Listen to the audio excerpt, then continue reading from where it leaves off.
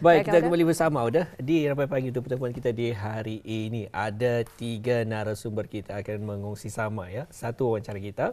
Ya, mengenai dengan hikayat 4 pemalas, satu pementasan drama. Kita bersama tetamu bersama dengan kita ni di studio ya. Kita bersama dengan 3 orang tetamu kita, Puan Ena Herni binti Wasli, seorang pengarah penyelaras program Kesusasteraan Melayu Fakulti Sastra dan Sains Sosial Universiti Brunei Darussalam. Assalamualaikum, selamat datang. Assalamualaikum.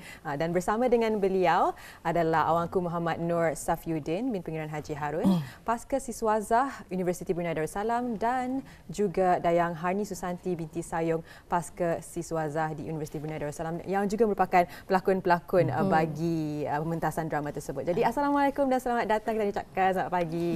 Assalamualaikum, selamat pagi.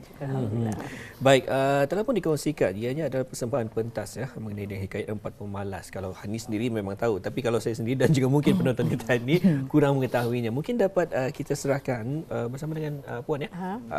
Puan Ena Herni untuk mengongsikan apa sebenarnya persembahan pentas ini. Baiklah, sebelum saya menjawab, pementasan hikayat 4 pemalas ini diadakan sempena Gala Aspirasi Seni 2022 yang perasmiannya akan diadakan minggu depan, diungkayahkan oleh Dewan Bahasa dan Pustaka. Di bawah Gala Aspirasi Seni ini merupakan satu acara, satu projek satu acara di bawah Festival Sastra dan Seni Budaya Melayu Brunei. Jadi Festival Sastra dan Seni Budaya Melayu Brunei sudah pun dirasmikan minggu lepas, Sabtu, dan di bawahnya inilah Gala Aspirasi Seni. Jadi Gala Aspirasi Seni ini akan diadakan selama 3 hari.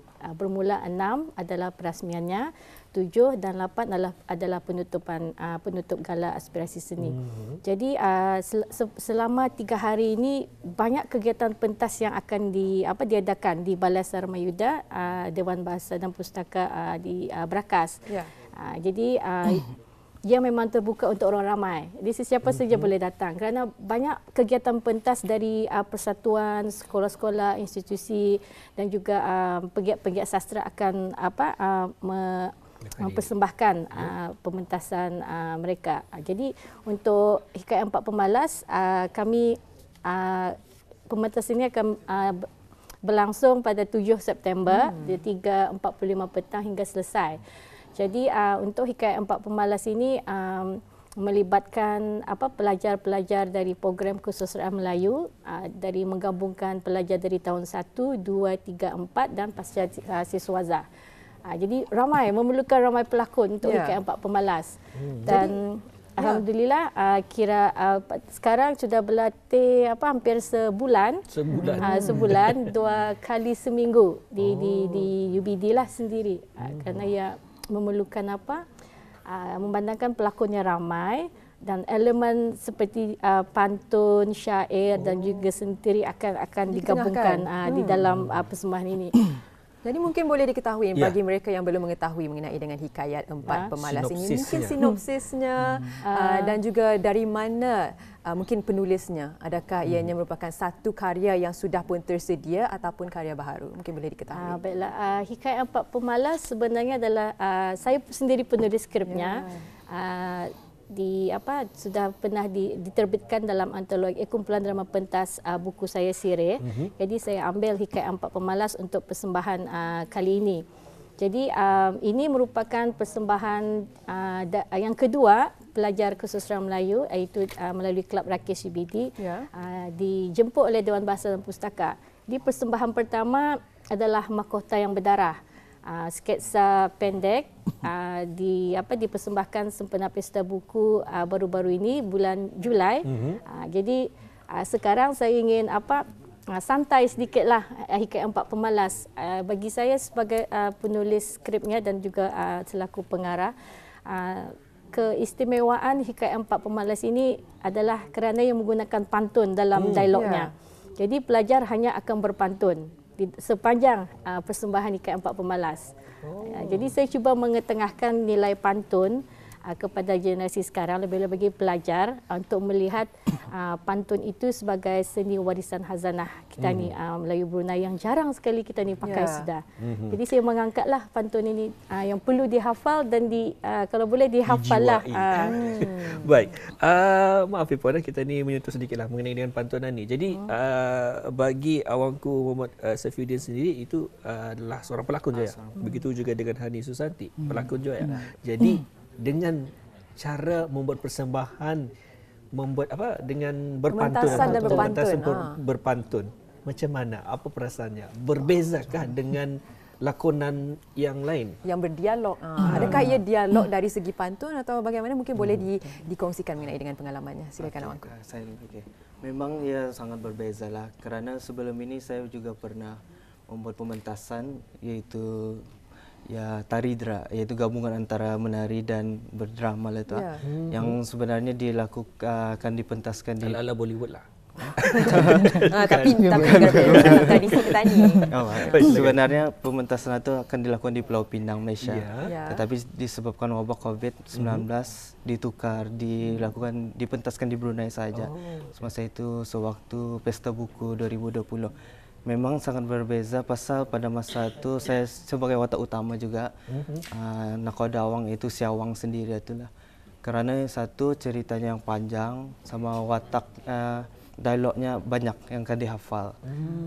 Kalau ini, kalau Hikayat Empat Pemalas ini ya santai, banyak pantun saja akan dihafal, sama yang penting dari segi aksi, pergerakan dan ekspresi muka. Karena ia dua pementasan yang berbeza lah. Kadang yang pertama lebih romantik, macam ada percintaan dengan putri apa. Yang ini lebih kepada lucu lah, jatuh candi. Jadi ada jenaka. Ada jenakanya. Kadang-kadang kita ni bertanya apa pantunnya itu mungkin sedikit. Mungkin dapatlah ada demonstrasi nanti ya. Tapi sebelum itu mungkin boleh ditanyakan kepada Hani Susanti mengenai dengan pengalaman dalam persediaan membuat pementasan Hikayat Empat Pemalas ini. Kalau saya selaku penolong pengarah itu juga Hani juga. Saya juga selaku pelakon, tapi dalam watak yang saya pegang itu saya tidak ada dialog. Mimik muka pun tidak ada, jadi saya menggunakan bahasa badan saja. Kalau macam rakan saya, dia menggunakan dialog yang berupa pantun. Sepanjang itu diorang berpantun saja tu. Cuma narrator dengan syair saja yang lain. Katakan kalau saya tu watak saya. Ya, mungkin boleh kongsikan lebih lanjut. Watak saya, kalau mau tahu watak saya tu datanglah. Itu rahsia. Ada tarikannya, ada teasernya sebenarnya. Baik, itu menyentuh tentang Hani. Baik, kita berbalik maaf ya, berbalik kepada awangku sendiri. Bagaimana ni? Kan melihat juga sedikitlah teasernya. Berpantun tapi membuat drama. Bagaimana? Kalau menari dia dapat dia. Ya, silakan. Tapi ini satu saja adegan lah satu. Ya, silakan. Macam, wahai orang kampung semua, nampakkah kamu dompet hamba?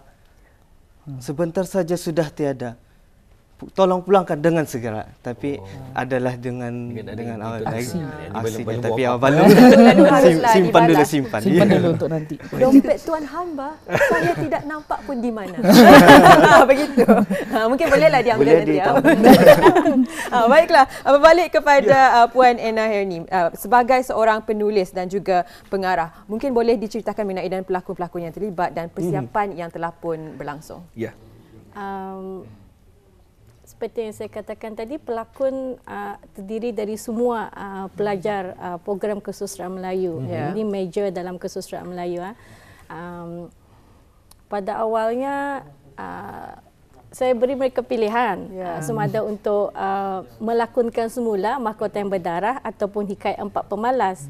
Memandangkan saya katakan Hikayat Empat Pemalas keistimewaannya adalah berpantun sahaja. Jadinya dialognya berpantun. Jadi berbeza dengan Mahkota yang Berdarah hanya bersajak dan lakonan. Jadi mereka semua setuju memilih Hikayat Empat Pemalas. Mungkin disebabkan penggunaan pantun untuk berinteraksi sesama watak yang lain di dalam Hikayat Empat Pemalas. Jadi saya tadi setkan masa, berbincang sama pelakon, duduk berbincang untuk membantangkan masa yang diberikan hanya ada sebulan. Jadi saya berbincanglah dengan para pelakon. Saya gabungkan syair, ada pelajar yang pandai bersyair. Jadi syair bertindak sebagai pencerita. Jadi syair itu berjalan seiring dengan lakonan. Kemudian saya masukkan narrator mengganti kepada syair, kerana pelakonnya penyair ada yang jadi pelakon, ada yang jadi penyair. Jadi narrator you control slide PowerPoint, jadi you jadi sebagai narrator. Jadi di dalam pelajar pun ada yang pandai menari, jadi saya masukkan elemen tarian di dalam persembahan itu nanti. Jadi yang Awangku Saifuddin kan 4 watak memegang 4 pemalas ini terpaksa menari. Lelaki-lelaki empat mesti menari. Jadi tidak ada pengalaman menari. Jadi pelajar yang pandai menari berlatihlah setiap minggu berlatih. Jadi itu kita ni lihat acaranya santai. Pasal kalau mahkota yang berdarah, ya sejarah agak berat sedikit. Jadi penghayatan mungkin Perlu ada perlu kita ni ada batas-batasannya dalam sejarah kan. Jadi kali ini saya mau mereka santailah, relax. Jadi berhibur, sampai itu berhibur. Jadi pantun kira kesinambungan dari bengkel pantun dan seminar pantun yang diadakan oleh Dewan Bahasa dan Pustaka baru-baru ini. Jadi supaya masih fresh kan pelajar yang ikut serta dengan pantun. Dan juga cukup menarik juga Hania sebenarnya dan juga Auda mengenai dengan seni ini, akademik seni ini ianya banyak cabang sebenarnya. Nyanyian, lakonan ataupun mungkin ada lukisan dan sebagainya. Boleh saja dimasukkan seperti yang dikongsikan oleh Puan Ena Herni tadi. Bagi hikayat ini ataupun persembahan pentas hikayat 4 Pemalas ini bukan hanya setakat berpantun. Tadi ada juga ada lakonan, aksi, gerak seni. Tapi ada juga tarian ni. Memang cukup menarik digabungkan di dalam satu persembahan pentas. Yang ingin saya ingin tanyakan bersama dengan Awangku Muhammad Nur Saifuddin. Bagaimana membuat persediaan itu? Pernah menari? Pandai menari? Dah pernah. Jadi macam mana? Dan kedua, pandai berpantun?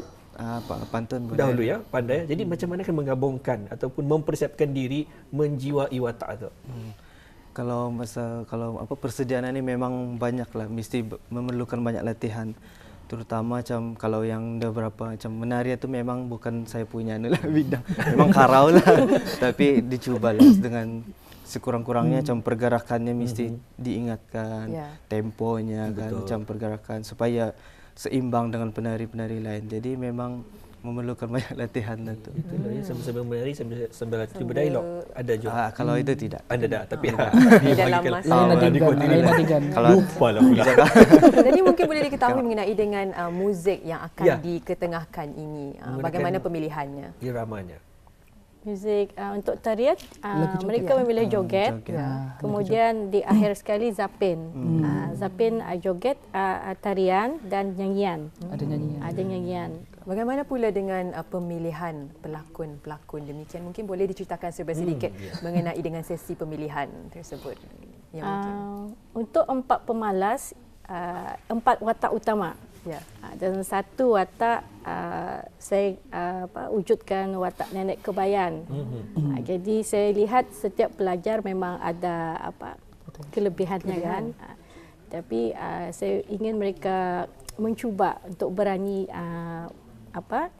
pendedahan kepada mereka, kerana aliran yang mereka ambil ada aliran kesusastraan. Jadi hikayat ini memang ia berkait rapat dengan semua modul yang ditawarkan di dalam program kesusastraan Melayu. Kami ada menawarkan modul seni persembahan Melayu dan drama Melayu.